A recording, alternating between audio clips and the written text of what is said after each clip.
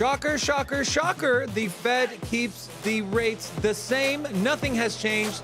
In fact, things are getting better, it seems, as CPI numbers come out, beating expectations in a good way as crypto and Bitcoin has rallied. Where are we going to next?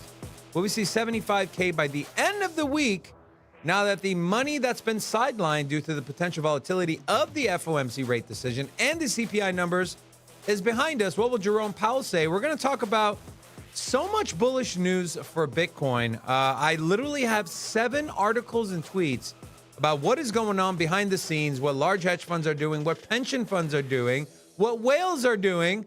Guys, Bitcoin is about to take off. We'll discuss that. We also have news from Terraform Labs. $4.5 billion in penalty fees they have to pay to the SEC to settle their case. Where's that money coming from? Well, we might have some insight on that. Also, Multiverse X, formerly known as Elrond, partners with a major university, and a child in school wants to be a Bitcoin miner. We'll talk about that and much, much more on today's episode of City Crypto. Let's go.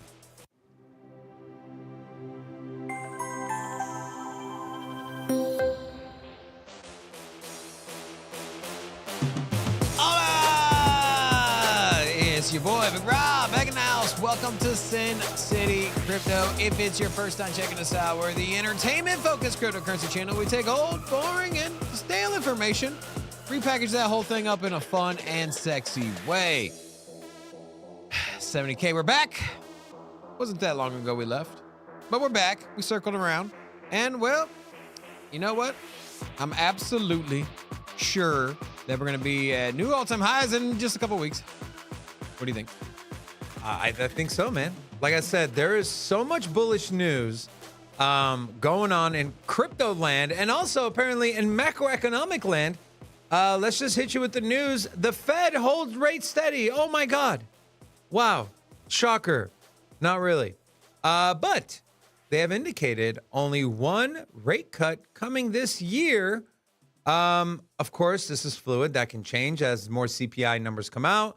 Starts ticking up, then we can see potentially maybe them not cutting any rates, or if it starts to get out of control again, we can potentially see them hike rates again.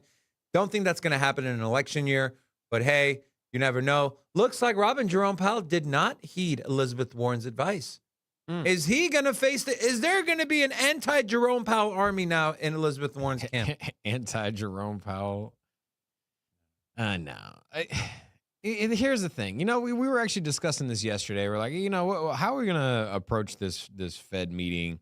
And a lot of it just came down to the simple fact that, like, it's probably going to be a pause, or it's not. Basically, they're not going to do anything, right?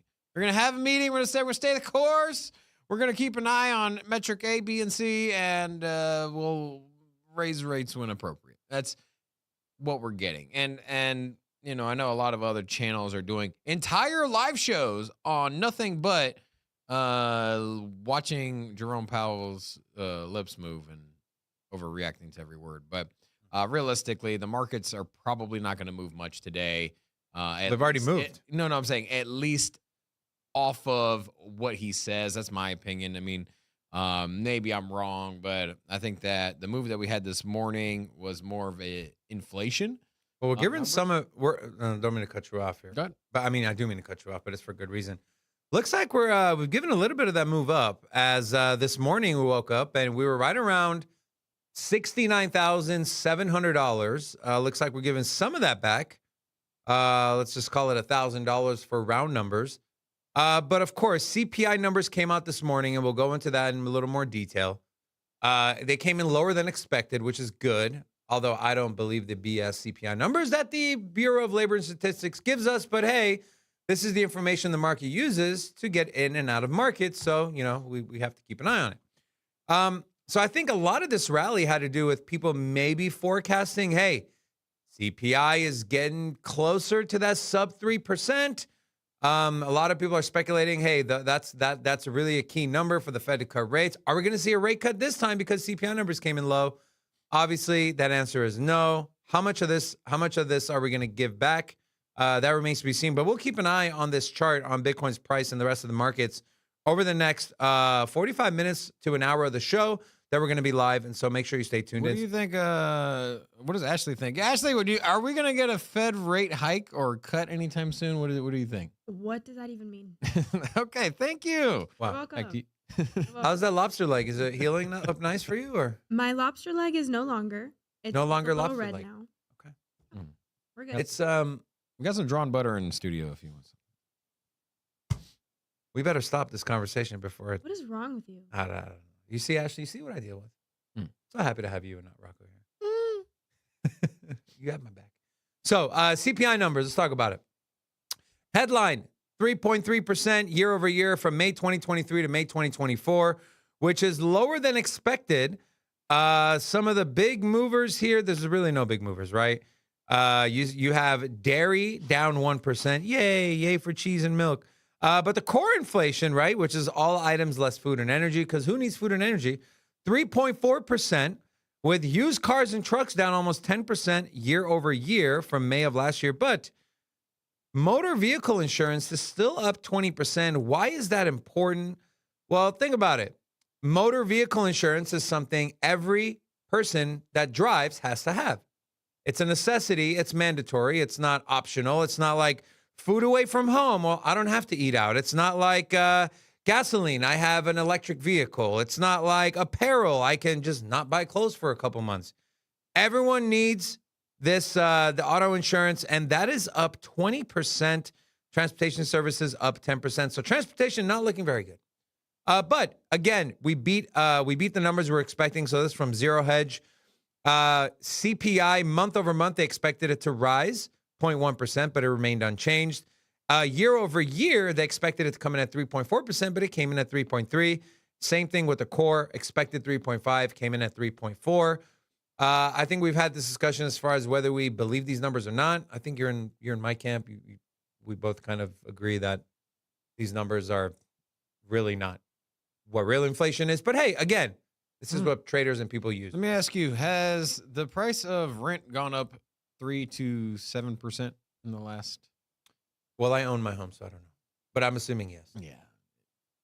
And so these numbers are cherry picked, manipulated to give the perception that inflation is not that bad. But realistically, we know, we've all seen it. You know how much that Costco grocery cart costs when you roll up to that self-checkout. You know what hasn't changed? That Costco hot dog. That is true. With a drink, $1.50. Yeah, that inflation will never. Greatest inflation hedge, man. Mm. This is amazing. You know, forgot what I was going to say. Yeah. Cut me off and then just don't say anything. Yeah.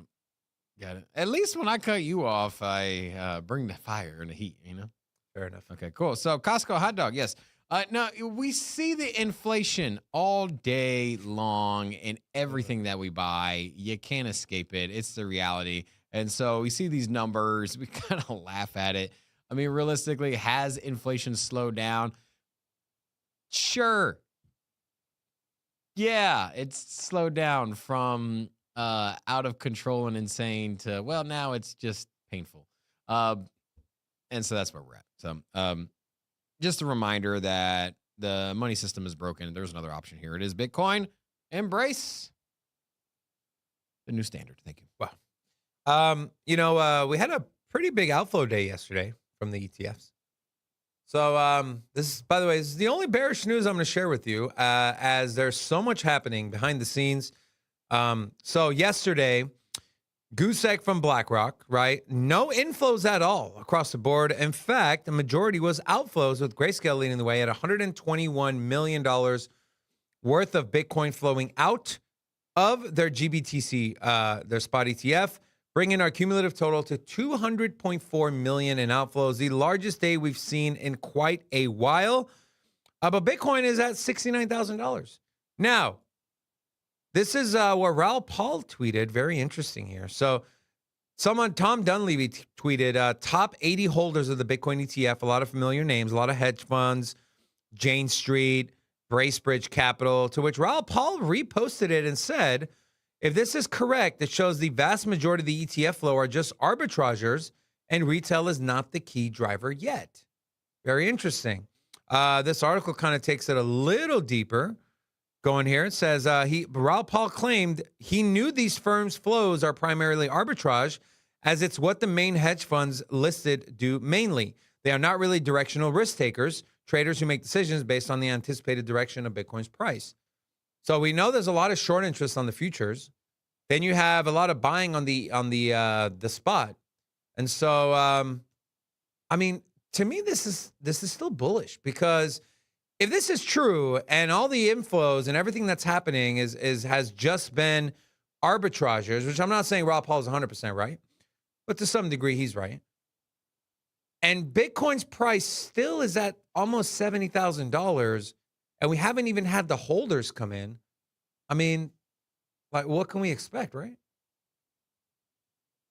Yeah, I mean, I think we talk about it over and over again. We're early in this ETF loading phase, right? Where the ETF was launched, who's going to buy, who's going to get position, who's going to allocate. We've had just a few firms, or I don't want to say few, but the number of companies, institutions, banks that have exposure to Bitcoin just getting started.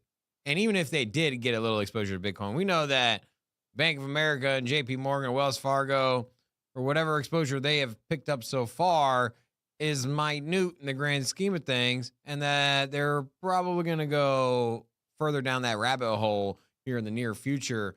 And so post-halving, supply shock, we look at routinely the amount of Bitcoin that are on exchanges, and, well, there's not much there. I think it was 5,000, right? That was OTC. OTC. Yeah, but it's funny you bring up Bitcoin on exchanges, because I'm actually going to go over that here in a little bit. Yeah, so there's just, forward looking. You think of this way. Forward looking, you have only so much Bitcoin in circulation, both on OTC and on order books. Over half the supply hasn't moved in the last 4 years. And then you couple that with an acceleration of buying from institutions on through the ETFs. We are in the right spot. That's it, man. That's it. You're in the right spot. As long as you don't F this up, as long as you don't sell too early, or as long as you don't go too leveraged on a position, as long as you don't go too degen on these altcoins, you just have a sane approach to investing here on altcoins and your Bitcoin position, you're primed to come out to this with life-changing money. And that's what we're trying to achieve here. And it's going to be hard to mess this up, right? I mean, altcoins can do it. Altcoins can do it. But realistically, if you have a balanced portfolio, majority Bitcoin, it's hard to mess this up on the long term. Can't tell you how many people that I personally know that have sold positions in their Bitcoin, Ethereum, some of the top projects to try to catch some of these 50 to 100x gains on these meme coins. Not telling you what to do with your money, but just whatever you're comfortable with, just saying bye-bye to, waving bye. The money's going, it's gone, zero. Do that. But I wouldn't, don't try to chase 100x gains, right? If you find a project that you think has potential, sure, put money in it. But don't go liquidate your top positions that you've been accumulating in the bear market. Just try to catch 100x. So you're probably going to lose all your money. Been there, done that. I'm sure you know a few people that have been there, done that. Maybe you have been there, done that. Don't make the same mistake again. Now, Bitcoin whale accumulation reaches pre-2020 bull run levels. Is Bitcoin set to break $70,000? This is a reference from a Bitfinex analyst. Adding another layer of this bullish sentiment, Bitcoin whales are also accumulating Bitcoin at a pace reminiscent of the pre-2020 bull run. This accumulation, now at its highest in the last 2 months, has led to new historical high in their Bitcoin balance. You can see here from this chart from CryptoQuant.com, an acceleration in total whale holdings. Not only that, but as Rob mentioned earlier, exchange balances. Take a look over the last 24 hours, Robin. Over 17,000 Bitcoin has left exchanges. But look at how much Bitcoin now that Coinbase holds. 874,000 Bitcoin. Binance was always a clear-cut leader in this category But of course, now with the ETFs, as we know that Coinbase is the custodian of, I think, 9 of the 11 Bitcoin spot ETFs. So whales are buying. They're taking it off exchanges. Obviously, less sell pressure available on the market for people to sell. And so pretty bullish on that. Also, you see this, former President Donald Trump met with some of the top mining companies, Bitcoin mining companies, including CleanSpark and Riot. And he posted this on his Truth Social. Vote for Trump. Bitcoin mining may be our last line of defense against a CBDC. Biden's hatred of Bitcoin only helps China, Russia, and the radical communist left. We want all the remaining Bitcoin to be made in the USA. It will help us be energy dominant. And so everyone's been reposting this. I don't believe a lot of what politicians say. Like when he said he was going to get rid of taxes on tips here in Las Vegas. As you know, the hospitality industry is a main driving force of the economy here in Vegas. As Rob and I and Ashley, all have experience in that industry. I just don't believe that. This one, I'm not sure. But do I think it's worse than what Biden is currently doing, and if he gets reelected, will continue to do? No. Now, I'm always in the camp that if you're running a campaign on some premise, right? Now, whether it's abortion or healthcare or gun rights, you might not deliver on it, but you never do the opposite, right? And so for me, best case scenario, he delivers, he, eases regulations, he gets elected, let's just say Trump gets elected. Best case scenario, he does everything he's saying, right? Shuts down CBDCs permanently as a something that the Treasury can offer. He brings in, or maybe he eases regulations on the energy and incentivizes companies to come mine in the U.S. I mean, we incentivize. We have programs that incentivize green energy, right? For solar panels, wind. There's all kinds of grants and. I mean, look at what they did with the chips bill, right? They're trying to bring chip manufacturing to the U.S. So they passed, what was it, a $40-50 billion deal to help bring those. And so you can, in that sense, you can apply for a grant or funding or whatever the means are, but that money's there available and incentivizes development in that sector. And so if you were to do that with mining, that's realistic. That's not a pipe dream, right? That's saying, hey, this is something that I care about. This is some part of infrastructure for the economy, and here we're going to launch a program to bring that here. And so I don't think it's that far fetched. So best case scenario, he delivers on what he's saying. And then worst case scenario, but Robin, he doesn't fight crypto. But Robin, that's a win on itself. But have we even seen the current president meet with anyone from crypto or Bitcoin mining?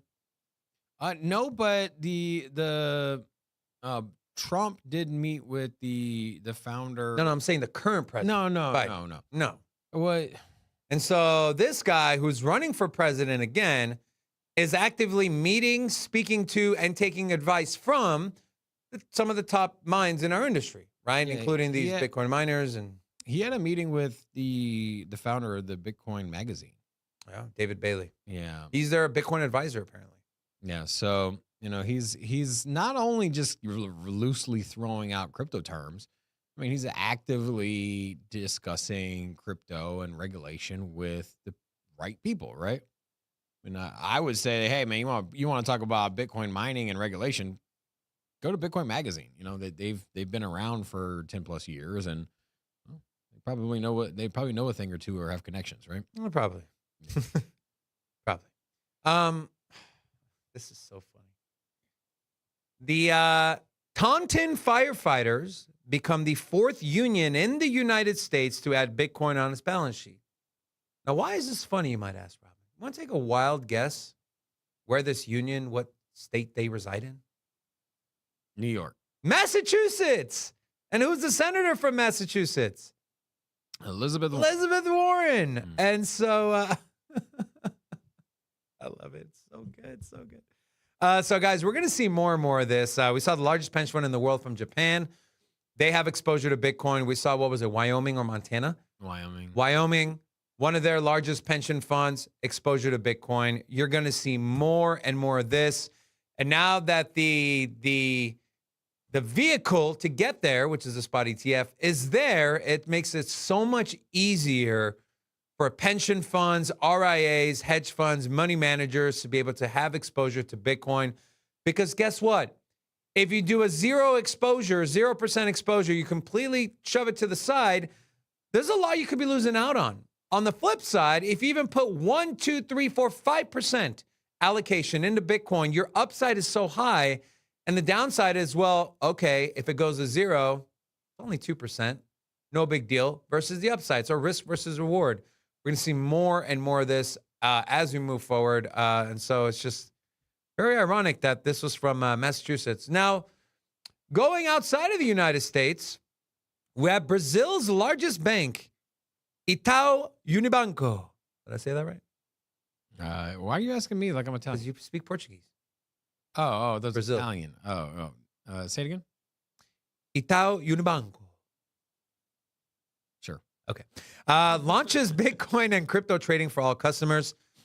And all customers being 60 million of them in Latin America. So, bullish. What are your thoughts here, bro? 60 million people will now have access to crypto trading, Bitcoin trading.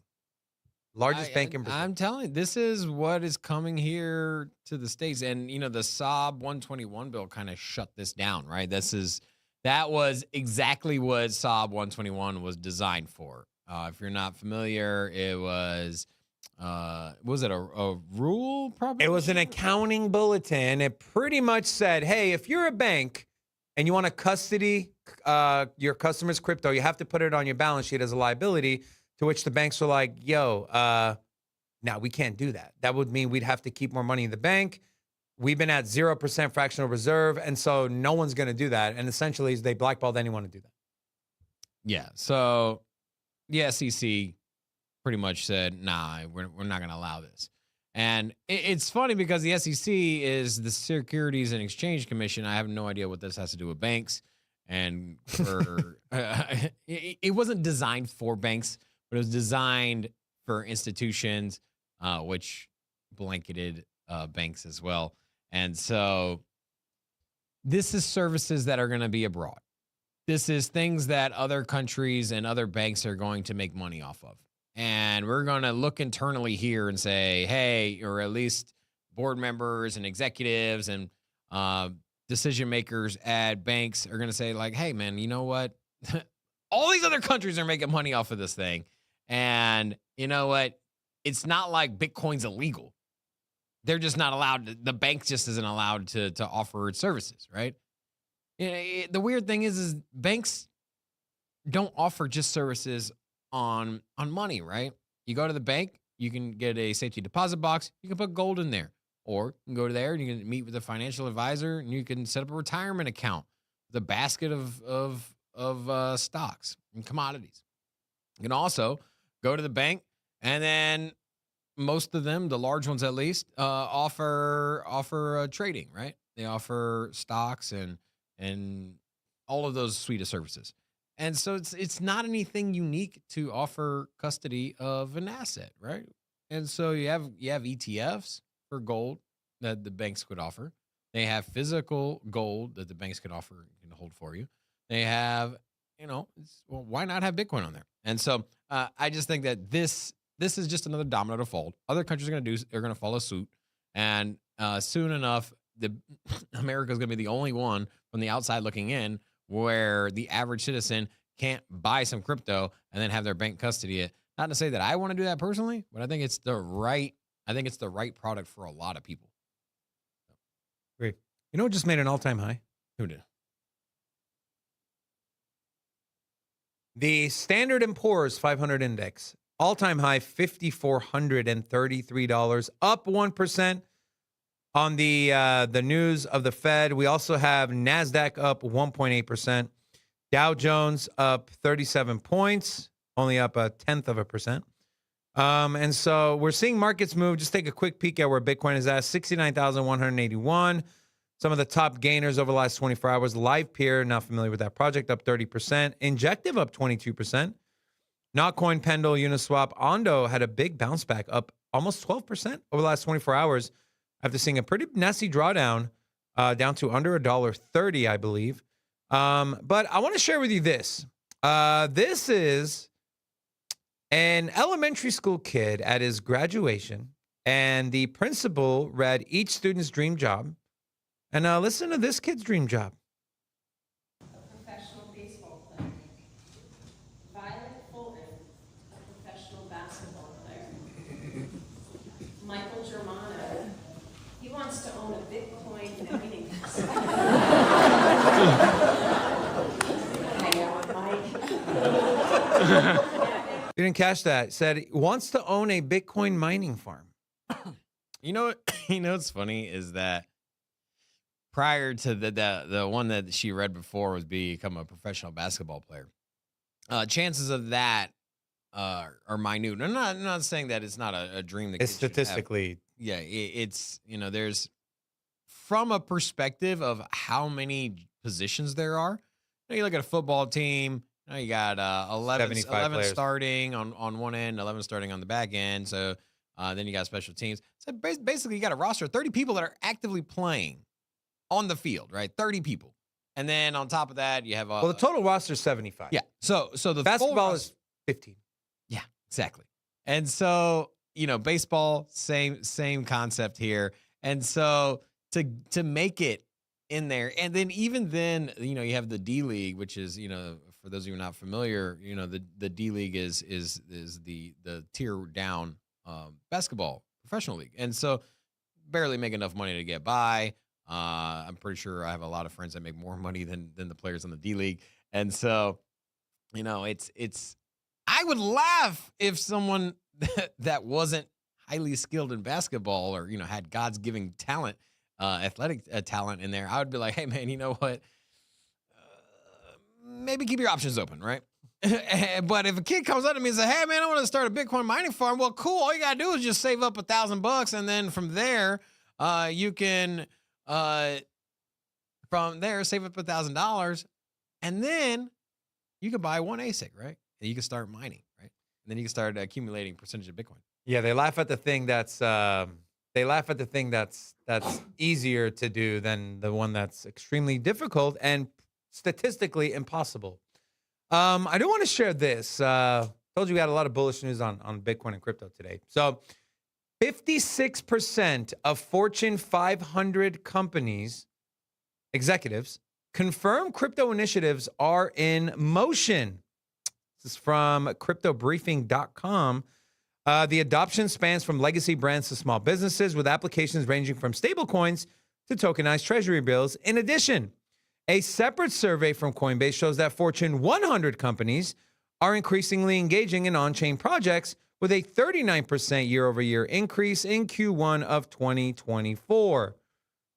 A lot of planning, a lot of things are happening behind the scenes. If you only look at price, right? If you only look at price, you'll do some things that 3 months from now you'll regret doing. If you combine the price action, what we're seeing on chain metrics, who's buying, who's selling, who's taking off exchanges, what are these businesses doing? What's the spot ETF flows look like? If you watch shows like ours, you get the news, you get the information. It's so easy to look past that $3,000 red day, that $10,000 candle to the downside, and really see what's happening underneath the hood. It'll actually excite you to see drawdowns in the price, because guess what? It's another opportunity for you to add to your position if that is what you're trying to do. And so it's only a matter of time, guys, before we get clear-cut regulation, before we get a pro-crypto, I don't know about administration, but at least pro-crypto people who create the bills, right? Politicians, Congress members, senators, House of Representative people. On top of everything we're doing, the direction we're headed to is Web3, blockchain, cryptocurrency, Bitcoin, sovereign money. And so how could you just not be bullish? It's pretty crazy to me. And then we have this from Benzinga. 1 in 4 Americans now own Bitcoin. 1 in 4. Yeah, they did survey investors, so it's not the general population here. But for people that are looking to make money long term through investing, 1 in 4 of them have a position on Bitcoin. Guys, I want to give you an update on Jerome Powell's press conference. If you feel like you're missing out, I'll break it down real quick. We're keeping the rates the same. Nothing has changed. We need CPI to go lower. Unemployment still looks good. We added jobs. We're looking at the data. Data's fluid. Come back to us next month. There you have it. You don't got to waste your time. So I've been following this whole roaring kitty thing, right? So I'm not sure if you saw the news. GameStop sold shares, raised, I think, $2 or $4 billion. And I got $4 billion in cash. People are saying, could this be the revival of a company? And a lot of people are throwing it out there like, hey, look at what happened with MicroStrategy when they adopted a Bitcoin standard. Look what happened with that Semler Scientific company who did the same thing. Stock price. So they announced another Bitcoin buy. Stock price goes up 20%. People are saying, hey, GameStop, you now have $4 billion of cash. Put some of that in Bitcoin and watch what happens to your stock price. A lot of speculation there. And to add fuel to the fire, one of the largest shorters of GameStop was Citron Research. And look at this post. Citron is no longer shorting GME. It's not because we believe in a turnaround of the company fundamentals will ever happen, but with $4 billion in the bank, they have enough runway to appease their cult-like shareholders. Despite Wedbush setting an $11 target today, we respect the market's irrationality. After all, Dogecoin remains a $20 billion entity. While the increased share count might temper the mob mentality, Citron will be watching from the sidelines for now. By the way, the kitty live stream was still an insult to the capital markets. They just cannot handle it, huh? They just cannot handle it. And so, talk about waving a white flag, huh? They know that it's the Don't mess with the kitties. it's probably too much. Well, first of all, too much volatility. That's number one. They're scared shitless of retail. That's what they are. Risk, yeah. And the thing is that they know that with social media the way it is, with people's ability to go live, and put in a position and influence other people to put in a position to rally in a certain direction, they can pretty much take on big financial institutions, right? And so if you get a target on your back, I mean, we see it all the time in crypto, right? The exchanges will have listed liquidation points where there's just a lot of money being liquidated. Whales a lot of times will come in and move the price, or sell on the order books, and then in turn crash the price, hit a very large liquidation level. And in doing so, they can turn a pretty hefty profit. And FTX was extremely good at doing this internally, by the way. But now we're starting to see kind of the same idea in stock markets, right? Now you can get a bunch of people, instead of it being a one whale wallet address, you can get a bunch of people to say, hey, look, this company has a short position. These companies have a short position. We can all rally together, run up the stock price, and put these people in a position to lose billions of dollars. And so it's a lot easier, right? In the same way that social media has changed kind of everything that we do here, it's far different than the stock market was back, say, 12 years ago without the internet and the smartphones, or at least without them being as dominant as they are. So, guys, I want to take a comedic break here. Comedic relief here. People try to take something that's just, it's fine, and they try to revolutionize it, right? Throw something in. You see these influencers on TikTok or Instagram do new things at the gym. And, well, I found a video of some of the new things they're doing, and I'm curious to get your guys' opinions here. And so,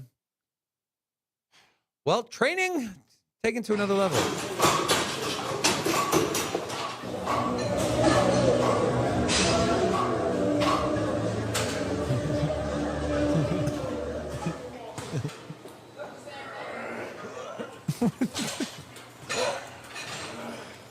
Like, what could you possibly be training for? Actually, what would you do if you pulled up to the gym and you're getting ready to do your whatever you do at that place, right? I mean, lat pulls or pull-ups, and you see a grown man swinging like he's on the playground. Well, do you just go up to him and say something and say, "Sir, are you almost finished?" Or do you just shake your head and walk away, just out of curiosity? I don't really know what I would do, honestly. I feel like I feel like you would pull out your phone and start making Instagram. I would videos. definitely start recording. Like, I just think I would also be making a TikTok. Yeah. What about you, Robin? You know, I haven't seen anything quite that funny, but I see some fun. I see some interesting stuff at the gym. It's definitely not to that extreme, but I see people doing like the upside down, like pull ups and stuff like that. And I'm just like, what are you doing? Like, What do you do? I don't know. Get your life I together. think that's certain people. You know what's funny is that it's a lot of times it's the people that are not in very good shape that are the ones that are doing extreme workouts. And I'm just like, why don't you just nail the basics before you try to do some next level pull up that, nobody's ever done, or, something that Bruce Lee did. We're creating trends here, okay? And so it's I mean, just I would like, also try to swing though. Like, the swing kind of looked fun. yeah. Yeah, but not at the gym. Go to the park. Yeah, that's true. Yeah. He said, "Yeah, that's true." All right, let's take a look at a Bitcoin chart here. So yesterday, I kind of showed you guys what happens coming into the week of an FOMC meeting. Now I want to show you what happens the day of the FOMC meeting and where we're at today. So the first candle to the right of this vertical line here. So this was the meeting back in January, right? We saw a red day on FOMC day, and then we saw a rally of around, the first leg of the rally was around 25%. Second time around, which was the March meeting, the day of the FOMC, we had a 10% candle to the upside, and then we saw a rally from around 61.7 up to around $71,700. What did we see towards the end of April, beginning of May? We saw a quick red candle, and then we saw a relief rally of around 16% that spanned over 3-4 days. What are we seeing now? So this candle that we're on right now is obviously today, the FOMC, and we're seeing a rally. We're about to take back everything we gave away with yesterday's, what was it yesterday? 3% move to the downside, where Bitcoin went from around $70,000, 69.6, wicked all the way down to 65.9. And looks like we're taking all that back. As of course, Jerome Powell right now is speaking at the podium. But again, guys, this is more of the same thing, right? More of the same stuff. And so what are you expecting from price action, right? We know, Robin, that a lot of these investors, large money, keep the money on the sideline. They want to see the numbers. They want to see what the Fed does. You think this gives more comfort now that, hey, inflation is heading down? He's pretty much said one rate cut this year. We know the M2 money supply is ticking back up again. They start cutting rates, dollar dominance starts to collapse, risk on assets start to rally. What's your thesis over the next, let's just call it 2 to 4 weeks? From here, the next 2 to 4 weeks, I still think that, well, everything that we've discussed today, you know what? Let's put the Fed aside. Let's put all that ideology aside. Nothing has changed here, and maybe we've had a confirmation that a rate cut is coming. Maybe less than anticipated, but at the end of the day, nothing's really changed. But what we have here is, well, the facts. The facts are that supply that is coming in is cut in half since the halving. There's less on-chain, or there's less Bitcoin on exchanges.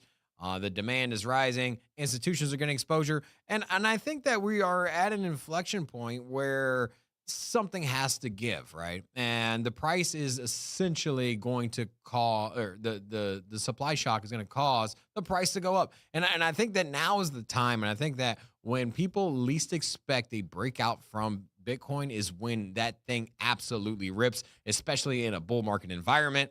When people are like, hey man, you know what? Let me go look at alts.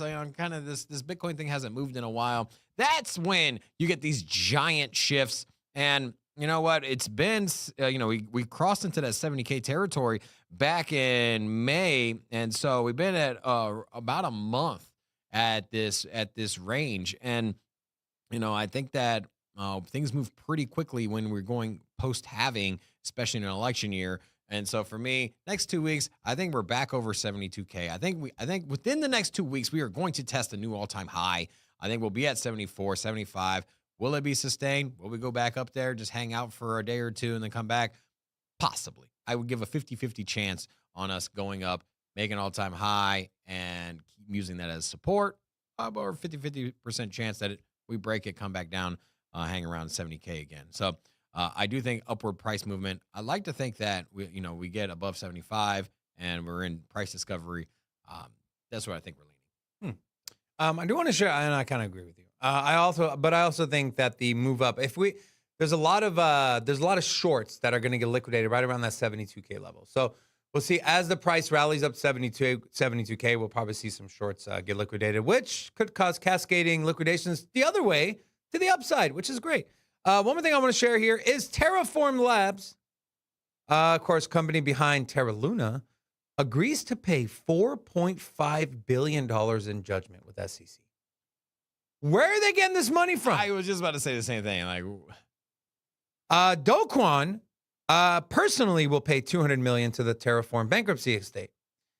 So SEC, although they might be losing a lot, they're getting a lot of funding here to maybe hire some more people to go after more crypto companies. I don't know. It's interesting.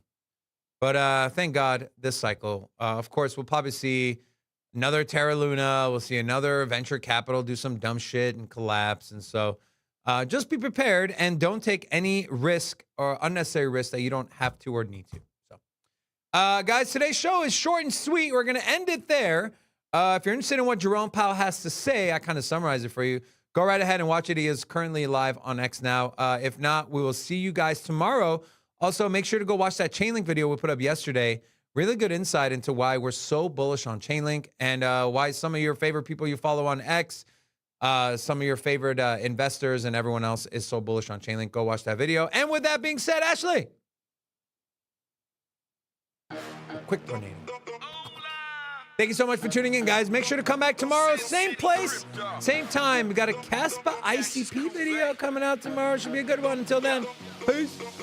Sin City, crypto. Everybody know we here for entertainment and info. Gonna show you how to get that big dough. So every day stay tapped in for big facts, no capping. With Bitcoin, if you're in, then you win. We divide the pie with no fraction. It's Big Rob, David. I split the game, but they gave it. Name the coin that's your favorite. I got dry powder, why save it? To the OGs, new beginners. Special shout out to the well members. Buy dip, sell winners. Ain't really nothing you can tell sinners. Tune in for the latest new flavors. They gonna teach us mean coins. They polarizing like barbecue chicken pizzas. I laugh with a major grin. Laggers, we trade them in. Baddies, they came to sin. And sinners gon' play to win. Screaming, hola, till my bags are flowing over.